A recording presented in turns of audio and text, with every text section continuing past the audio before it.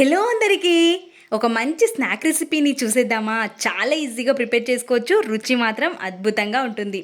ముందుగా ఒక చిన్న మిక్సీ జార్ని తీసుకొని 1 ఇంచు అల్లం ముక్క, 4-5 రెబ్బల వెల్లుల్లి, 2 పచ్చిమిర్చి, కరివేపాకు, కొత్తిమీర, కొంచెం వాముని కూడా వేసి బరకగా మిక్సీ పట్టేసుకొని తీసుకోవాలి. ఇప్పుడు ఒక మిక్సింగ్ బౌల్ని తీసుకొని 1 కప్పు వరకు గోధుమ పిండి, 1/2 కప్పు వరకు బియ్యం పిండిని వేసేసుకొని మనం ముందుగా పేస్ట్ పట్టి పెట్టుకున్నాం కదా, దాన్ని కూడా వేసి ఒక గుప్పెడు కొత్తిమీరని, 2 స్పూన్ల వరకు పెసరపప్పుని ఒక 1 అవర్కి ముందు నానబెట్టుకొని పెట్టుకున్నాను.